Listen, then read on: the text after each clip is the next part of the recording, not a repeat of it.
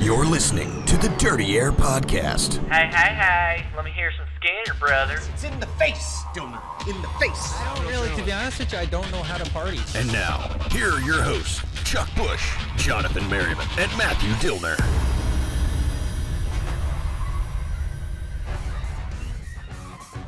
Hello, everybody, and welcome to another edition of the Dirty Air Podcast.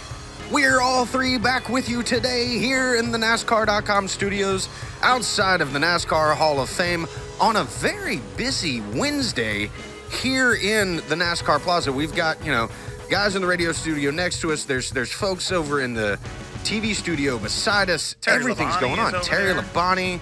I mean, it's just all kinds of stuff. But I'm Chuck Bush. I'm joined again by Matthew Dillner. Hello, Matthew. Welcome back. It's been a minute. It's been a little while. Yeah. No, I was here last week. Oh, yeah, you were here last week. Okay. I just blocked that from my memory. I'm not memorable. You're not. Jeff Burton was. And then we got the other Virginian over here. Virginian.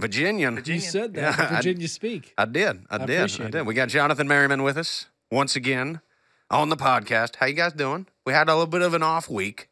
Did you do anything fun? Or you're still on baby watch, right? I'm still on baby watch. I didn't get to go to any real good racing this weekend, so it was a little boring for me. But I did watch the Xfinity Series, the Truck Series, IndyCar, Swamp Buggy, Tricycle, any racing that was on TV. So you were just watching racing? Pretty much. Yeah. I was at Hilton Head for 3 days. Because this is it. This is that last stretch. Partying like Bobby Allison. Dude, it rained every day. But you were at the beach. Any day, I feel like any day at the beach is better is better than just about anything. I'm not going to complain. Yeah. So hey, it's that home. We're heading into that home stretch though now. So it was good to get away, wasn't it? I went up to the lake, had a good time. It was fun. Saw some old friends. It sounds so exciting. It was. I think I sent you a picture from that weekend. Did. Yeah. It was a good weekend. He didn't text me, so you did. Yeah, you were on that. It was a good picture. I wish it was a group. Yeah, it was a group. It was a group chat from this group on the Dirty Air Podcast. We kind of all talk to each other like we're friends. If we could air our Dirty Air podcast. So air our Dirty Air? If we could air our Dirty Air text messages, it would be, trust me, folks, it would be a little entertaining. Yeah, it would. Just a little bit. It wasn't just an off weekend for, there were other series that were on the track. It was an on weekend. It was an on weekend for the NASCAR Camping World Truck Series and the NASCAR Xfinity Series. The Truck Series, we have a new championship leader after that race. It was Eric Jones. Dude, I mean, talk about that, man. Just talk me through this race. You want to talk about an epic race, okay? You have the road course up in Canada that used to be called Mo Sport, but what an epic points battle that we have in the Truck Series between Eric Jones. You see if you're watching on NASCAR.com, you've seen Jones leading there. Of course, he took the win, but Matt Crafton close behind, and of course, a little drama because the guy who came in, the points leader, is now third. He ended up in the kitty litter and in some tires. 5 laps to go. He's in the tires. Tyler Reddick, man. He got out of the truck, asked the officials if they could pull it out. He got back in the truck and went back out there. Lost some valuable time in a way doing that. Yeah, he probably shouldn't have got out. So that could have computed to maybe a lap on the track. You see him stuck in the tire barrier there. Took a while for the safety trucks to get him out of there. He got out of the truck. Could have saved maybe a lap on the track. But very interesting turn of events, and Eric Jones has turned up the wick. Well, I guess technically he didn't get in the kitty litter, but they said reverse went out. That's why he couldn't back off the tires. So here it is. You see him, he and Greg Alding getting together. That Krispy Kreme machine, the 54. There's a little bit of kitty litter there that he's getting into. He didn't get stuck in it. But that puts Eric Jones 3 points up. It's a tight race. 3 high. Do you remember a few weeks ago when everybody was just talking about Tyler Reddick versus Matt Crafton? And I said, well, wait, guys, not that far behind is Eric Jones, who had that bad luck streak, it seemed like. Like a savant. And look what happened. Yes, I am a savant. It's something savant. well, yeah. Yeah, Eric Jones is good. To be as young as he is, he's pretty good. He's pretty good. And Tyler Reddick is no slouch. So remember, he's coming into his own, too. Matt Crafton. You've got a lot of youth. You got youth versus experience. A lot of experience. Here's my question. This is probably one of the best points races that we're seeing right now. who is going to hoist that trophy in Homestead. Call it right now. If you're a savant, make your call right now. Savant number one, go for it. I'm going to go with Crafton. Simply, he's got so much experience.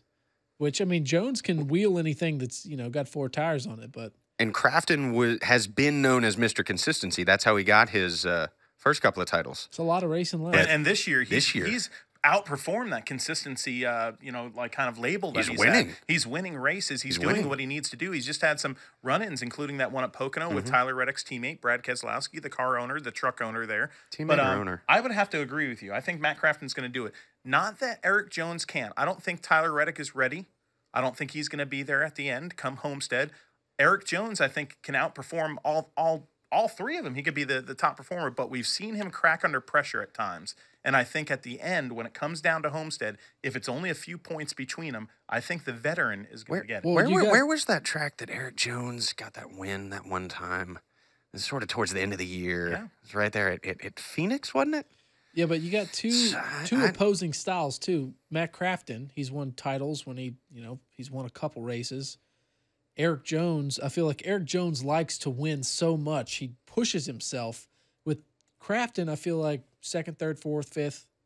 And Crafton's got to be scared right now because Eric Jones is coming to his own as a race car driver, okay? So everybody can see that.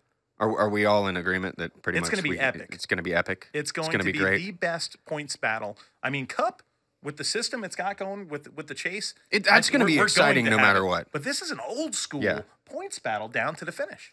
And, the other thing that happened this weekend, Paul Menard smiled. Yep. Yeah. He smiled. Kind of. Smiled in Wisconsin. 2nd time in his life, I think. He probably smiled when his child was born. He smiled when his child was born. In front of a camera at a NASCAR track. And he won in his hometown, the hometown racetrack. So that's a huge thing for Paul Menard. And having his baby in Victory Lane, and good for him. Yeah. Well, I'm going to be smiling. He was cheesing in Wisconsin. He was cheesing. Oh. I just went there. I wish I had crickets to play. I don't know which number they are. But you know what? I'm going to be smiling all weekend in Darlington, South Carolina. Why is that, Chuck Bush? Because it's Throwback Weekend. Woo! We're going down to Darlington Raceway on Labor Day weekend, back on the original weekend. It's going to be awesome, man. This is the first I'm hearing of this. Really? No. I mean, it's Throwback Weekend, baby. It is. Oh, look at that. Oh, yeah. I got to take You should take your headset off. 1987 Winston Cup Southern 500. Southern 500. Darlington, South Carolina. I think we all know who won the 1987 Southern 500. You need to adjust because you had it perfect. The trucker thing was going on. Perfect. I'm going 1987. It looks like crap, right? Merriman, this is a Mike Herman Jr. vintage hat. Ricky Stenhouse's spotter. What year were you born, Jonathan? 1988. Oh.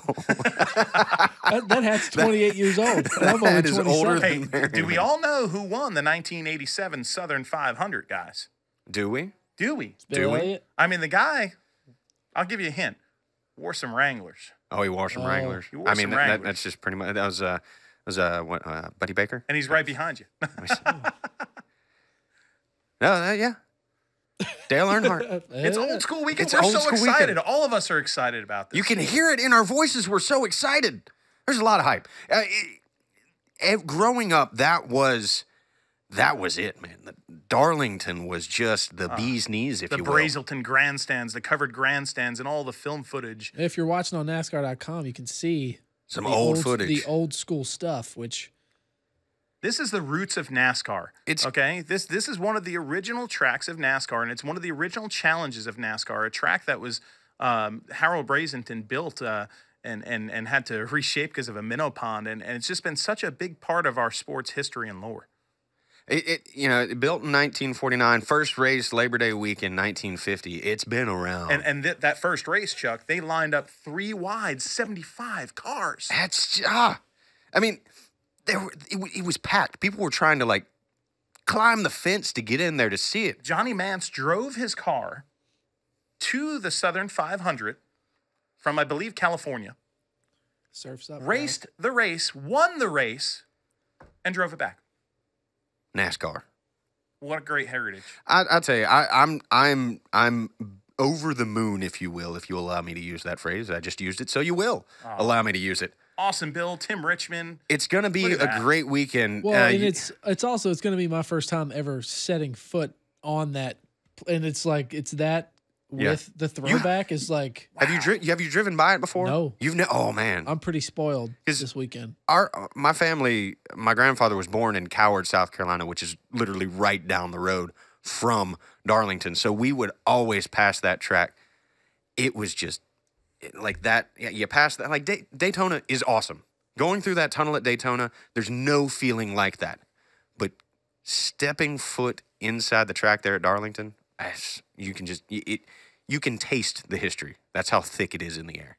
There's only one other track, in my opinion, personal opinion, that I get the same feeling with, and it's Bowman Gray Stadium that was open in 1949. And we're talking about that, Martinsville, some of these crown jewels of NASCAR that are really like the beginnings of NASCAR. And it's so great to see we have such a huge, awesome history in this sport that at times I don't think we've maybe celebrated enough. But now with the Hall of Fame, the NASCAR Hall of Fame, and things like this, we're truly showing the fans what an amazing history we have, because football has a great history. Baseball has some of the greatest heritage, and it's America's pastime. But the sport of auto racing and NASCAR racing has one of the most colorful histories of any sport. Well, and speaking of the color, that's one of the things that all these teams are doing. They're paying homage to the past with all of these throwback schemes. Jonathan, whoa, what was that? It's a mellow yellow, I baby. didn't see it coming. I did not see that coming. That was loud. We're talking about heritage. We're talking about heritage. Mellow yellow, that's a good drink there for NASCAR fans. But Jonathan, some of these paint schemes, like if you had to pick of the ones that you've seen come out in the past couple of weeks, months for this race, which one are you going to say is your favorite? The favorite, Stenhouse is spot on. That one's great. A close second place, which I don't believe in tie for first, so I have to, rank Go it second, somehow. yeah. Kyle Larson's Kyle Petty throwback is good good. one. Clint Boyer's is good.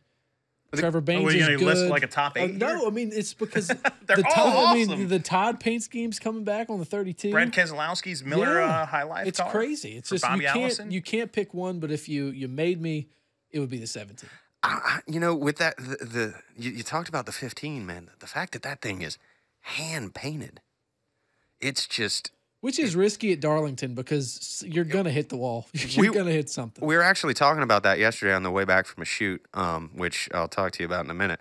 What if Clint goes out there and wads it up on the first during practice? Like, do they have the guy down there to touch up the car? Back in the day, they used to have a guy pulling a little wagon at the racetrack, and he had all the paint in it. So maybe we'll see somebody, or maybe I could just pull a wagon down there and I could be the touch-up guy. Well, you may have to be in Charlotte because you're on baby. But watch. how cool is that they went the extra mile over there at MWR to not only do a great look, because my favorite look, I'll say P1, I'll agree with you, is Ricky Stenhouse, and I'll say it based on the fact that they have the gold wheels. David Pearson's number 17. It is one of the most spectacular-looking cars I've seen in this deal. Yeah, Kyle Larson's is spectacular, too. But there it is, the number 15. If you're looking on NASCAR.com, the 15, we're showing numbers. a whole scroll through of all of the paint schemes that are going to be down there. And that hand-painted, man. Buddy Baker. Go vintage. on NASCAR.com. Go on NASCAR.com and look at the video it's a time-lapse video that they shot up at MWR of the guy Ricky painting Stenhouse's that. car with the gold wheels. Oh, look at that. And you can also go on NASCAR.com and vote for your favorite scheme. Yes, and it shows you all the different schemes. So if you're coming into this weekend going, what's my driver racing? What paint scheme am I going to? Yeah. You can see it right there. Heck yeah, man. Can we address the fact that some drivers aren't doing throwback schemes? Boo. Well, depending on, who it is. And Jeff Gordon did his last weekend. Yeah, but Junior tweeted out. 2 weekends ago. Junior's is awesome, by the way. Junior tweeted out, he said that if you don't have a throwback paint scheme at Darlington, it's like going to a costume party in street clothes. I'm really kind I didn't of see that. That's great. I'm kind of hoping that Jeff Gordon is just like playing us all for the fool, and they're gonna roll in there with a rainbow hauler. Like they're gonna pull out, have on the fire suits, the crew shirts, and it's like, gotcha. He may even be an Illumina. He's gonna roll down there. If he shows up with Illumina, dude, I'm staying the whole weekend and saying, sweetheart, sorry, Erica, don't have that child. I'm glad your mom's in town. She'll help you have the baby. She'll help you in labor. It's okay. And Erica, if you're listening, I'm sorry. I apologize. My favorite paint scheme though.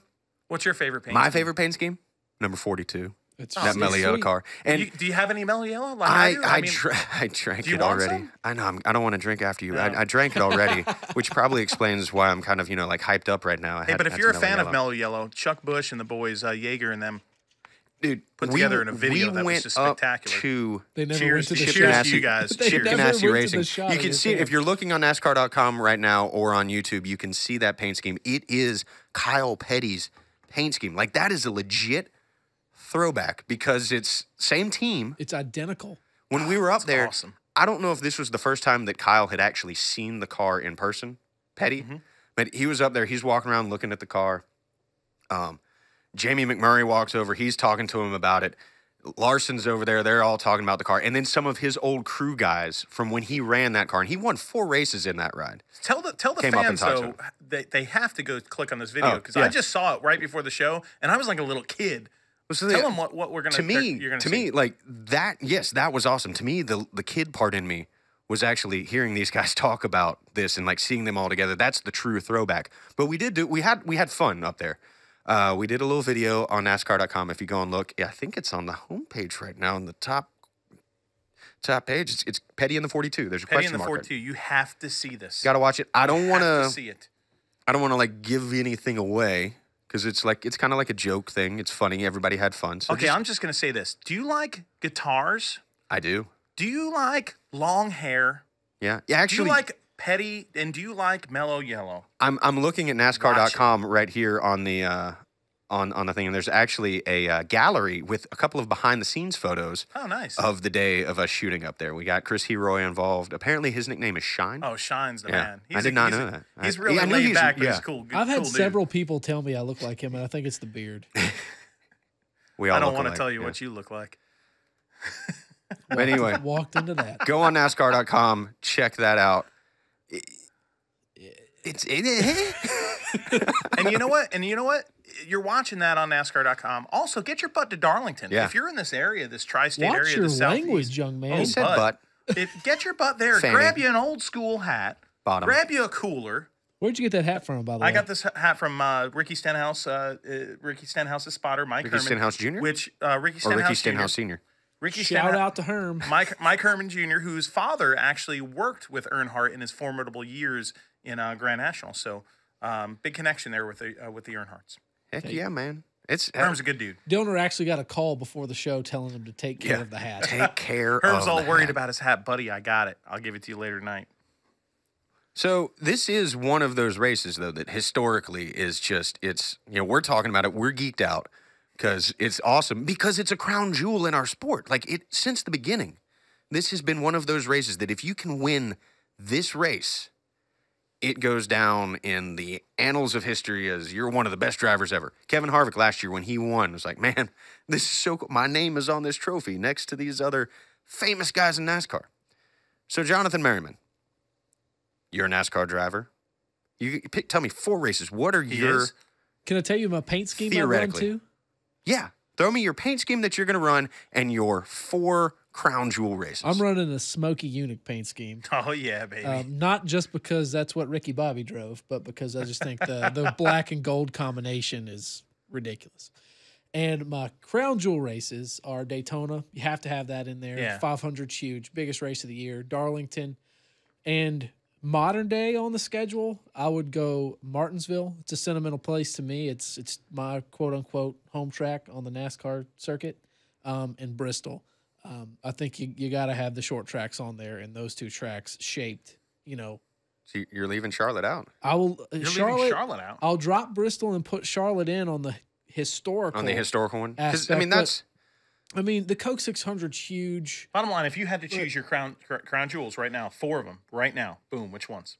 Yeah, think you said Martinsville, them. Bristol, Daytona, Darlington. Simply because, and it kills me to leave Charlotte out, but it's. I don't see how you can. It's just because when I go to Bristol, when I go to Martinsville, and I watch a race there or watch a race at Daytona, I don't want to take my eyes off the racetrack. Oh, yeah, no doubt. And I look at the Charlotte's personally, awesome, but 600 miles is. the 600 is a crown jewel, though. It may not be It's the an most endurance exciting race. race, but it's something that really makes, bridges the gap between the past and the present, much like Darlington does. What about Bristol and Martinsville? Bristol and Martinsville do. Same thing. My crown jewels, my 4 would be the Daytona 500, would be the Coca-Cola 600, would be the Southern 500, and would be Martinsville. I agree with you. So we both leave out Indy. I am both. Hey, prestige-wise, Indy might be up there in the top 4, top 5. It has its but I place look in at the racing history. long history of our sport, and in the long history of our sport,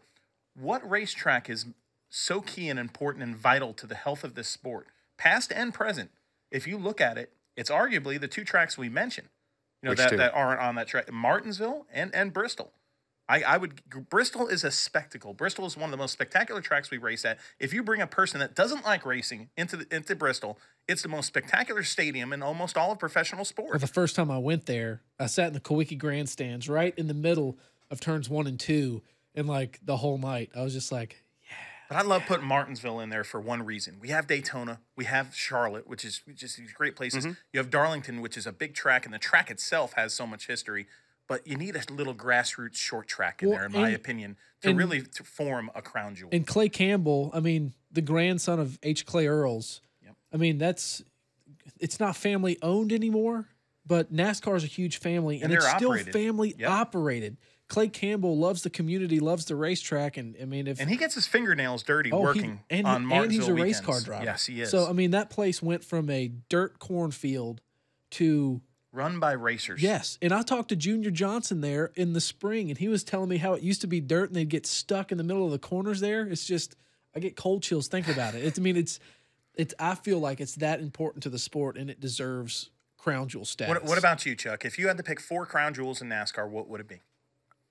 If I'm gonna go historical, like historical crown jewels, Daytona, Darlington, Yes. Martinsville, Yes. and North Wilkesboro. Wow. If I'm going historical, that's not current tracks.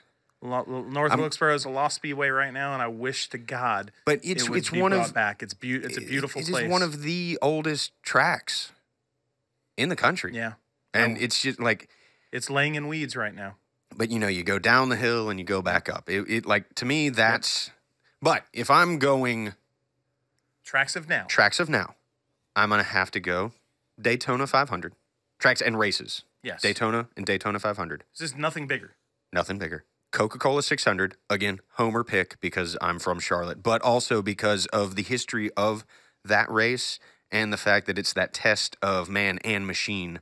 To the endurance of the engine. Like, it's the longest race, which now it's not as big of a deal. It still is. It's straining those engines. But you look at it back historically, that it put those engineers and those engine builders through their paces. And they had to mark that on their calendar to make sure that their cars made it through that. And that makes it this just... Well, it's a consensus, first round pick simply because... I mean, I don't know how many race car drivers, we have or have had from Daytona specifically, but I mean, it's not a lot of people's hometown track, and it's still where you want to win, Daytona. Yeah. Like, and that race, that 500, it's like I want to win the 500. Yep. You see Earnhardt chasing it. Now you've got Tony Stewart chasing that win. Every year, everyone asks him, "Is this going to be the year that Tony Stewart wins the Daytona 500?" I don't know.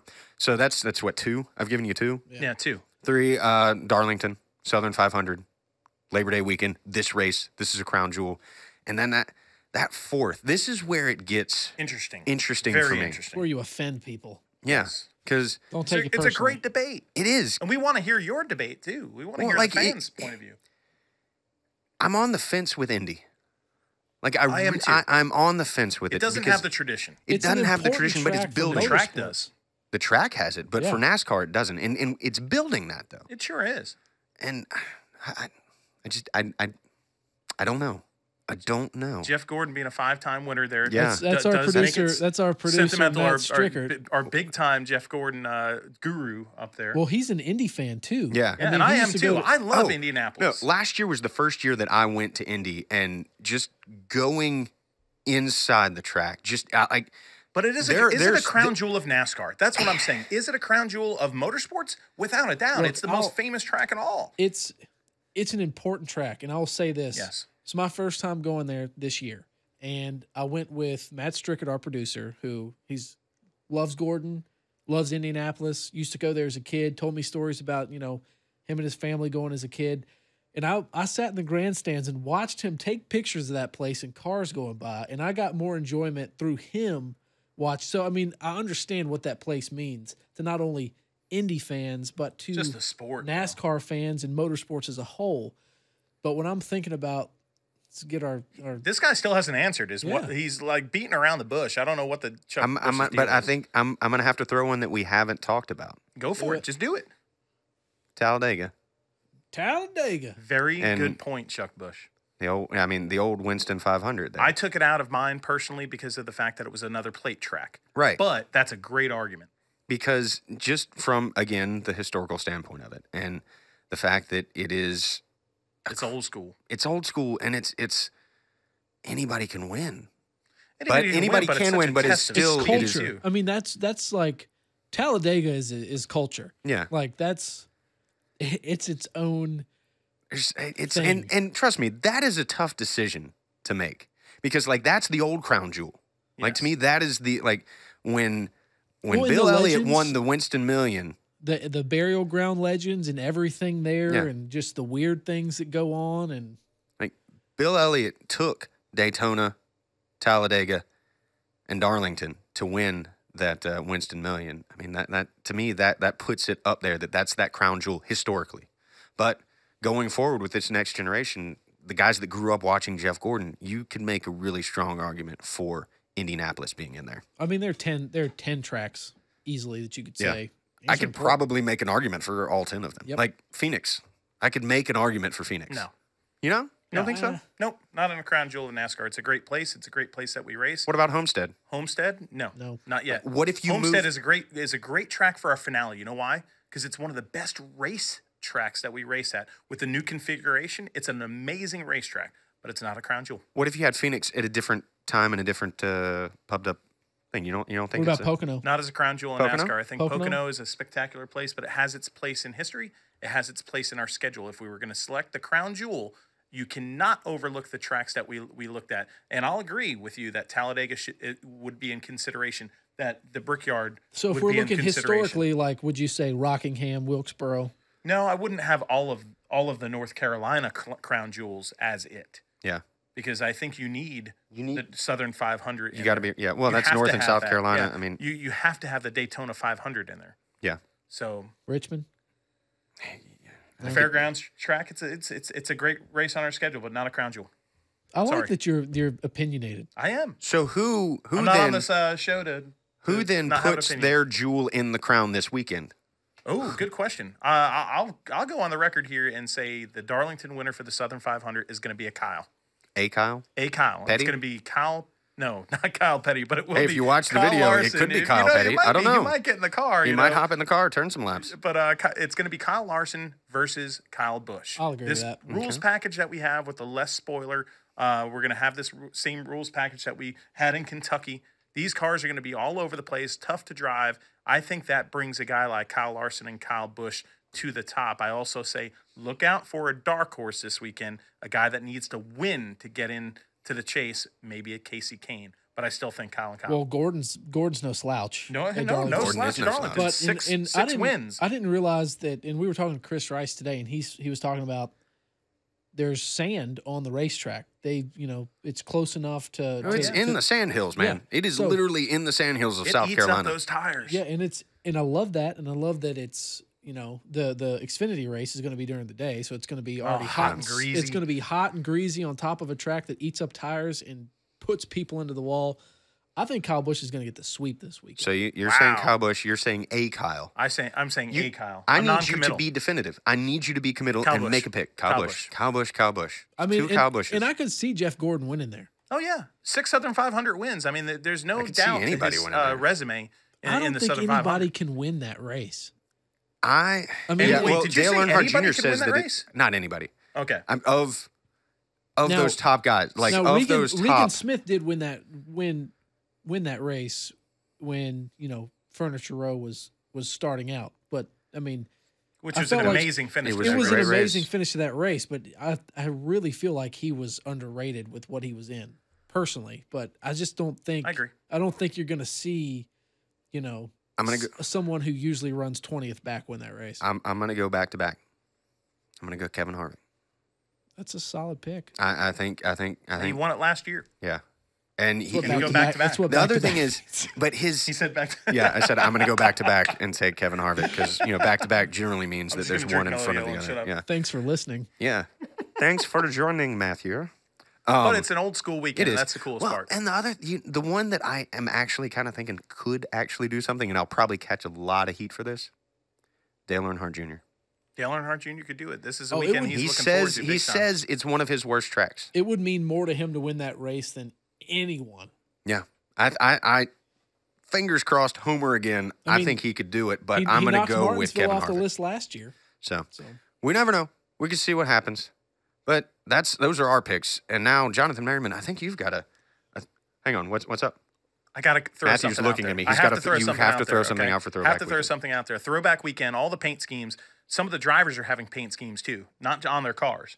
Brendan Gaughan went on the race hub the other night, and first of all, he called me out on the race Race hub. On the Called hood. me I think out it's on- just He went on called. the hood. hub. I think it's just called NASCAR He called me race hub. out on NASCAR race hub On the race hub. because on Garage Cam I called him out and said he was a chicken because he grew a mustache in Daytona testing 3 years ago, but he never wore it during a race. So he's bringing back the mustache. It's a solid stash. Which It is is a a solid solid stash. stash I for saw that Darlington stash in Throwback person. weekend. Yeah. So I told him today, before we got here, that we need to make a challenge. I said, "Come on, Vegas guy, are you up for a challenge?" He said, "Anything." So He's here's a guy the deal. that likes challenges. Brendan Gaughan, if you win this weekend in the NASCAR Xfinity Series race, I will come on this show dressed as a chicken.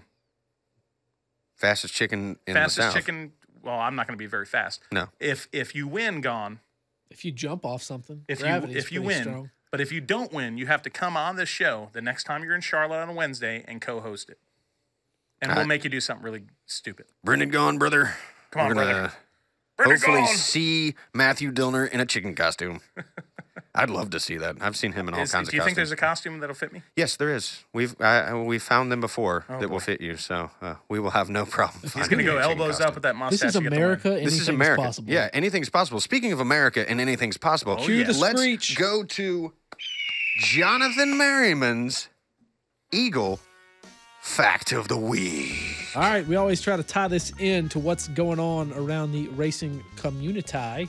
That's community. Yeah, I just said it a little differently. Yeah.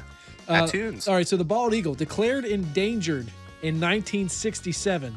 After 2003, Darlington's traditional Labor Day weekend looked to be extinct. So, I see what you it was did there. You see, I see what you did there. well, on June 28, 2007, the Department of the Interior took the American bald eagle off the federal list of endangered and threatened species. Well, Chuck Bush, let me tell you something. Oh, what you got for me, On John? Sunday, September 6, 2015, all will be restored and Darlington's tradition will be revived as the endangered species list. I have a hard time reading. Yes, you do. It's so Just well ask Matthew documented. Stricker. All right, so the lady in black has her official date back. So just like the bald eagle, NASCAR tradition. NASCAR's It's more back. like a phoenix, I guess, because It's it's a Phoenix from the Rising, ashes. but it's in Darlington and not Phoenix. It's a Freedom Phoenix. That is awesome because the date is back. It's Labor Day weekend, baby. Paint schemes. We're going old school throwback. Old school. Are you doing anything America. special old school? Maybe. Hey, I think Garage Cam is going I to go don't think old I can school. I can't get away with a mustache because I'll You get in trouble. You should shave. Strickard and I have got some talk- things that we're gonna do. Talk the boss into We're it. going to and I'll have shave the fun on stash. Garage Cam. We're I gotta gonna have promote. fun on Garage Cam. On Friday, we're going to do some great old school stuff. It's gonna be a great weekend down at Darlington. So go on NASCAR.com, check out, vote for your favorite paint scheme. Go on there, watch the Kyle Larson, Kyle Petty video. It rocks. Follow everything on NASCAR.com all race weekend long. We will have you covered. Jonathan Merriman's gonna be down there. I'm gonna be down there. Matthew Strickard's gonna be down there. Matt Dillner might be. He'll be down there for Garage Cam. So watch Garage Cam on Friday. I think we got an Xfinity and Two shows on Friday. NASCAR.com live. So tune in for that. For everybody here at the Dirty Air Podcast, don't forget to follow us on YouTube, iTunes, Twitter. Everybody's got their Twitter handles. You can check them out. For Matthew Dillner, Jonathan Merriman, I'm Chuck Bush, reminding you to hop out in that clean air, chase down the leader, and we'll see you next week back in the pack here in the Dirty Air.